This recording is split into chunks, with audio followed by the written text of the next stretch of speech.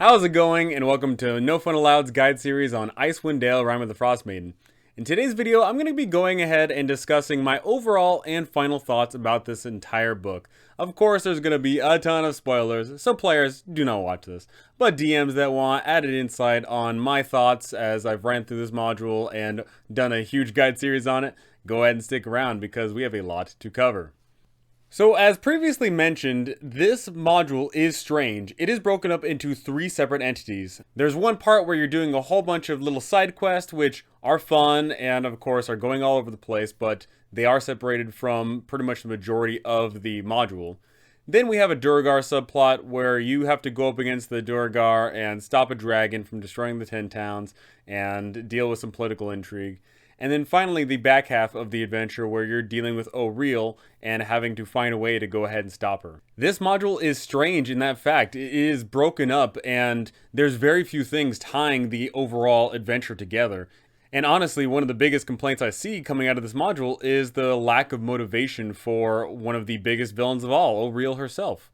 I know that a lot of people are, confused about her motivations, about how she's just simply freezing the land and, why is she doing this in the first place?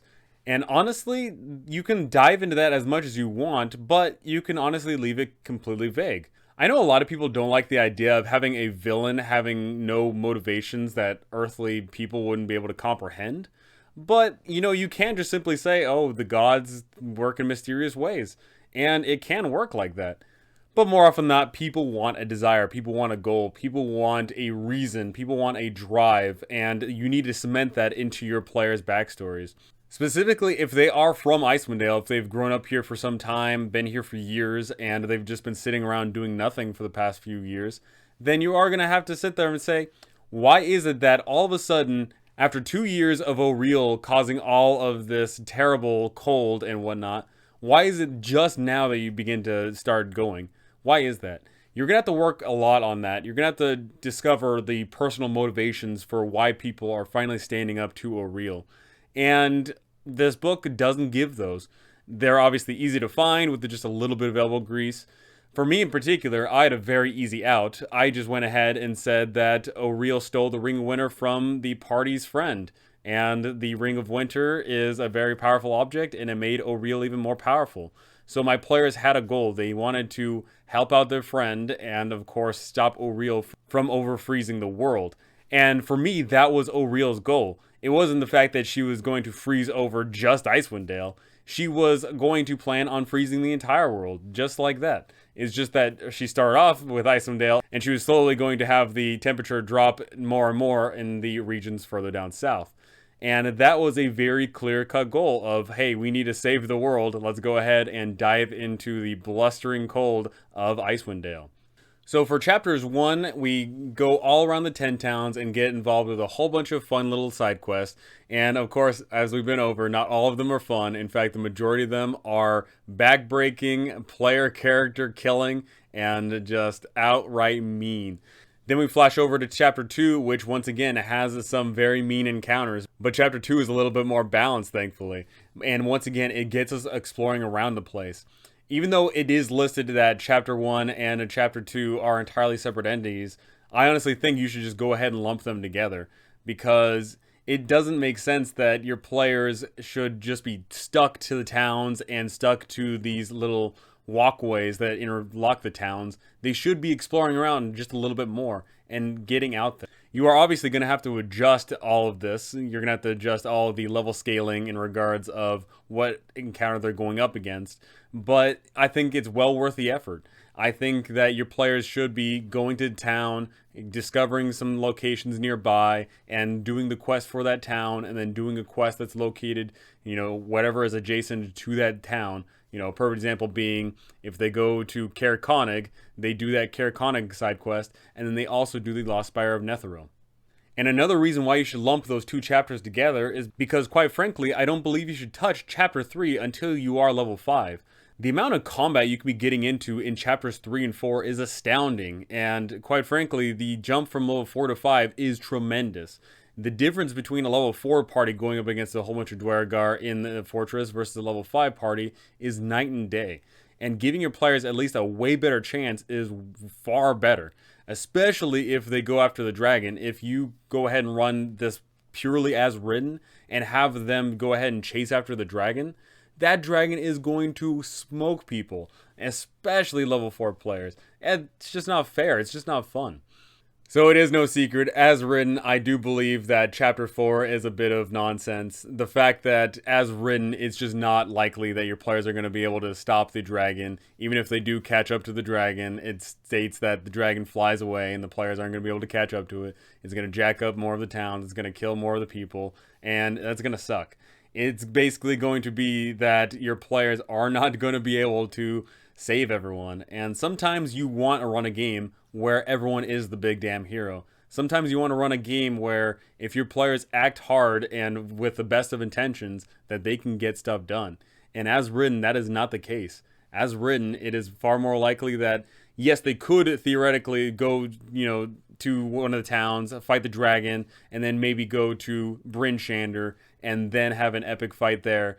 But if you do that, look how much is lost in the process, how much death and destruction, and that sucks. Your players want a permanency in the campaign. Your players want a home base. They want a place that feels real and lived in. And yes, destroying every single location and only having one little town left, that does, I guess, give them a place to stay. But that is gonna suck. That's gonna make them feel defeated, and it's gonna make them feel like they couldn't do anything. So obviously do the revisions, allow your players to interact with the dragon in a little bit more of a meaningful manner, whether it gets slowed down by something else, or they can just storm Sunblight and put a stop to it by pushing a big red button. Something I should have discussed is, when that dragon launches out of Sunblight, have it where Xardarok Sunblight himself is overlooking the elevator, and he's standing just over the edge and he's holding clearly a joystick or some remote or something, and he yells out something in regards of destroy all the 10 towns. And then your players see it right there. They have two choices: either go ahead and tackle the dragon or tackle Xardarok and push that red button and put a stop to it. Giving your players choices and making those choices meaningful are the reason why we play these games. We want to give your players an option, and obviously every now and then things are going to happen off screen that affect the world and your players aren't going to be able to do anything about it. But this is in your players' face and they can't do anything about it. And that sucks. Now, at Chapter 5, Auril's Abode, I think that is an amazing location. I'm totally going to use that for one-shots or little multi-shots, because the idea of your players arriving to an island that's literally slowly killing them, that's kind of a big deal, and that's kind of scary. It's so cold that people just cannot live there. It's filled with yetis, it's filled with ice trolls, and if you go ahead and do something bad, you can get frozen. That's awesome. The trials in Chapter 5 are incredible. They are great fonts of role-playing. Your players are going to be interacting with these regulated tribe members, which they may have already interacted with or they may not have, and they're going to be going up against the elements. That is great. It is going to push the player characters to their limits, and that's great. It's awesome to see how far they are willing to go to get stuff done, whether that be for good or for evil. And, at the end of the day, they probably do have good motivations. They want to stop Auril. But how do they go about it? That's entirely up to them. But speaking about going up against Auril, I do not recommend your players have the opportunity to fight Auril and her rock, because if you're running this thing laterally, your players get done with Chapter 4 and then they move on to Chapter 5, your players show up and theoretically they do have a chance of just ending the endless winter right there. And that's that, end of story. It's not very likely if they are a lower level and they go up against not only a rock but also Auril herself. It's more than likely going to be a TVK. But your players might be higher level, your players might have some crazy BS magical items, or you might just be the unluckiest DM and roll 1s and 2s. And it's possible that your players end the campaign right there. I don't recommend having Auril be here when your players arrive here for the first time. But that also tracks into something I've mentioned before. Chapter 5 can be left for the finale. Your players don't have to necessarily come here to get the Codicil of White. Your players could find the Codicil of White elsewhere in the world. I think an awesome recommendation I saw from Dom, shout out to Dom in the comments here, is the fact that your players could in fact get the Codicil of White from the regulated tribe members. That would be entertaining, I believe. Your players going out to the Ragged tribes and interacting with the inner politics all around in the Ragged Glacier and in the Frozen Tundra to get the pieces of the Codicil of White, get the Rime of the Frostmaiden, go all the way into the Caves of Hunger, then, doing all that stuff, get whatever you need, and then the grand finale is at Auril's Abode. That's an excellent way to do it. So you do need to sit down and consider where you want to place these chapters in. It is, as written, supposed to go down the line in regards to chapters, but once again, you don't need to adhere to that. Depending on the game that you're running, depending on the level scale of your campaign, definitely change it around a bit. And it works perfectly. You just need to tie in those motivations all around. Why are your players going around doing these things? What is Auril doing in the meantime? And maybe something else is at work in the land that isn't even in the campaign. Of course, a big example being a lot of people like the idea of Auril being a good guy in all this. Auril is actually stopping the big bad monsters that are floating around here, whether they be devils or aliens or whatever else. She's keeping them at bay. And then once the players deal with Auril, that's when the real big bads show up. That is always something you can consider.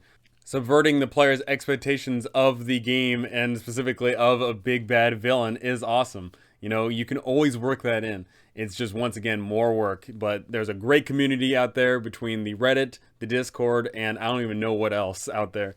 But people are willing to help you out, flesh out these great ideas, so use them. Moving on to Chapter 6, The Caves of Hunger. This place is just old school, and it is classic. It is amazing. It is fun. But at the same time, if you are not running a meat grinder, then this place sucks. You have to nerf a lot of encounters to a certain degree or buff your players' levels high enough that they don't have to worry about the death and decay that's going on around here. If your players get separated or if you don't allow your players to take long rest, then this is going to kill a lot of player characters, and that sucks. So while this place does look innocent on paper, if you want to run a game where people aren't dying left and right, then you are going to have to change quite a lot.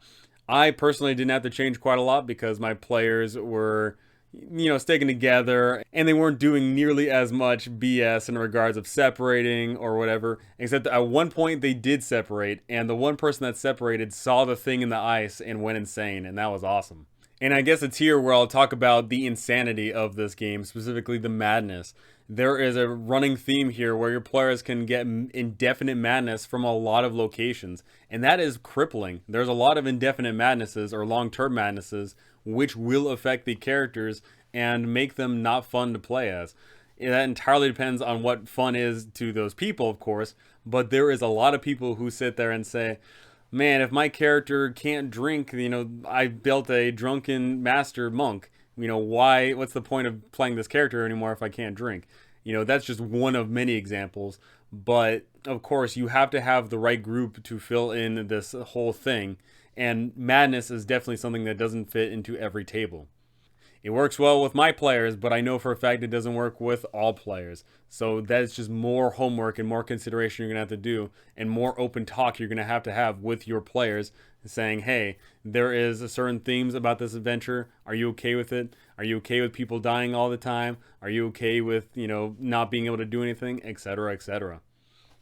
And lastly here, Chapter 7. Chapter 7 is my most favorite chapter, but I see its glaring issues. I know that a lot of people are peeved that there is no maps. Thankfully, as we speak, people are on the case to make amazing maps for this. And by the time most people play through this chapter, there is going to be a bevy and a wealth of amazing maps that you can go ahead and take for every single location. And that's going to be fantastic. But of course, you have to do that homework yourself. You have to go out there and search for it. Of course, there's going to be some in the Discord and there's going to be some on the Reddits. But the fact that you have to go out of your way to supply yourself with something that you feel should be already there does suck. But in regards of the chapter itself, it is beautiful. It is amazing. There are so many locations to explore, and you're going to have a fun time with it.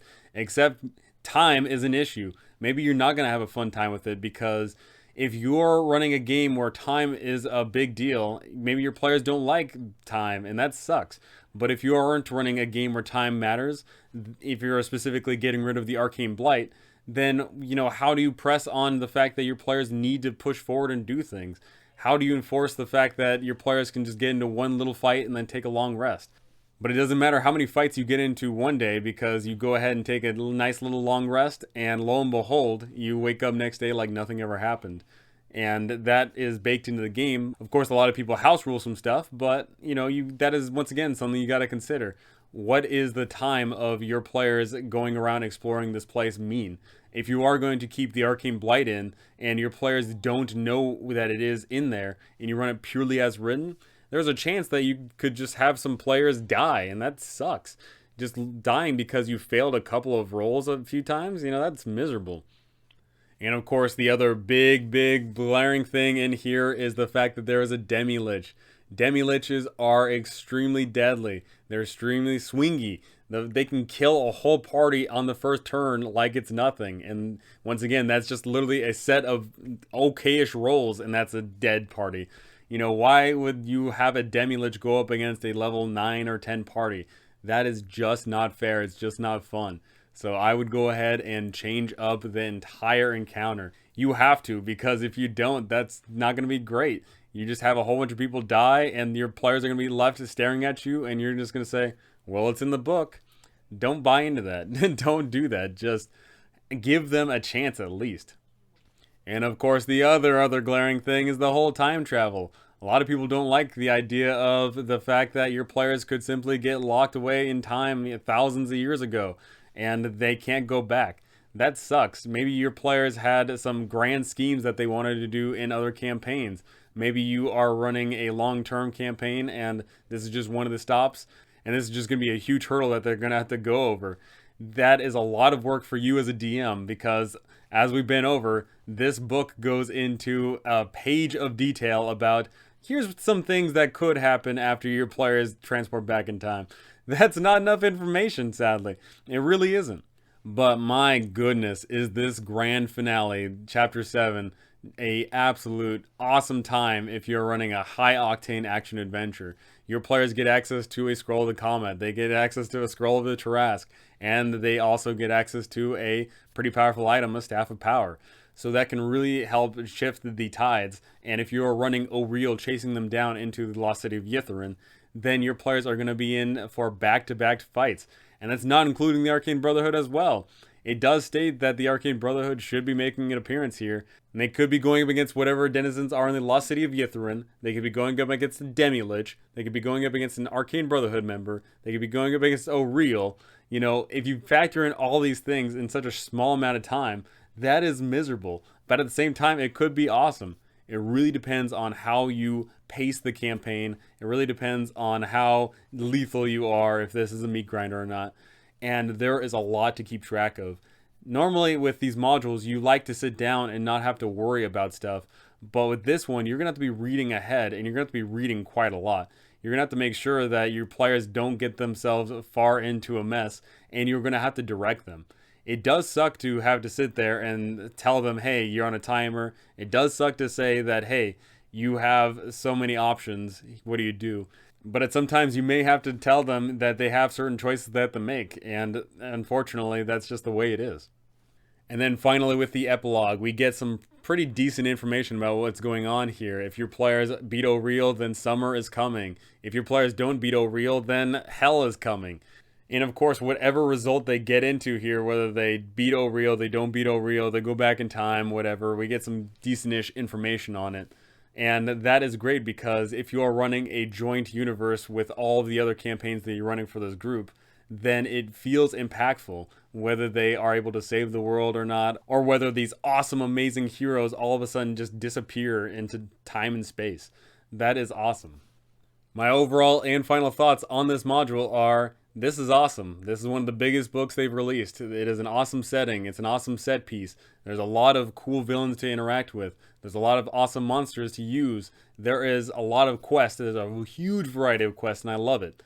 But at the same time, a lot of this adventure is disjointed. A lot of the time, there is no motivations. A lot of the time, there is just so little to work with, even though you're trying to work with so much. So this is going to require a ton of work. This is going to require you sitting down and figuring out how you want this adventure to tick. This module is like every single module in the 5th edition lineup here of There's an amazing story to tell. We get some amazing information. We get a lot of great things to use. We get a lot of tools, but we are left picking up the pieces. We are left making this an amazing piece of art. And as Chris Perkins says, do not run these modules as written, because anybody could run these modules as written. Your players aren't playing this module, they're playing your module. They want to play the thing that you're bringing, because once again, anybody can DM this module, but only you can DM your own module. So I promise you all, when you make this module your own, you're going to make this amazing. I know it. You guys are putting in amazing work. I'm seeing it. I see the amazing art you guys are doing. I'm seeing the amazing stories you're telling. I'm seeing all of the key change-ups that you're doing. I'm seeing the fact that you're taking the things you don't like and changing them. And that is amazing. Now, do you need to change everything? Absolutely not. There's way too much you have to go and sit there and change. But is there some things that you should tailor to your party? Absolutely. And of course, you're tailoring it not only to the player characters, but to the players themselves. You need to sit down and do that. This module is great, but you guys are going to make this far greater. I promise you that. That is my final thoughts on this module. I really like it. I had a blast running it. You know, my channel is basically blown up because of this, and I certainly can't wait to see what you guys are making out of this, because I want to look at it. I want to see, I want to consume what you guys are doing for this module. There is going to be amazing stories to tell coming out of this module, and I'm going to tell you guys some of my amazing stories, but that'll be for a future video. That is going to do it for me for this one. Tell me, what are your final thoughts on this module? I know not all of you, at the time of this recording, have played through it all, but you've at least played through some of it, or at least have done some prep work for it. So tell me, what are your thoughts about this? Are you liking the theme of the campaign? Are you liking the three-part structure of this campaign? Maybe you go ahead and throw more Duergar into the beginning of the campaign, and you allude more to the fact that a dragon is coming. Maybe you go ahead and throw in some more Auril worshippers and make this place feel like Auril is actually a current threat. Maybe you make the place even colder and say, hey, clock's ticking. If you don't solve the issue in, I don't know, like 60 days, you're going to freeze over and die. You can definitely do a lot of things with that. Tell me what you plan on doing. Tell me on what your players are already doing right now, because obviously we can only throw in so much to change the world, but your players are the X factor. They are going to be the ones shaping the world, and they're going to be the ones that are going to dictate the storytelling around here. Tell me about all these crazy things, because I want to hear it. That is going to do it for me, though. Thank you so much for watching, and thank you to all my amazing patrons up here. You guys are absolutely incredible. You guys are great, and I certainly can't wait to give you guys more. You guys are giving me so much motivation to do more, and I think I've got some more to give. So I'm going to give it my all, and hopefully you guys like what I put out there. That is going to do it for me, though. Thank you so much for watching, and I cannot wait to see you all in the next one.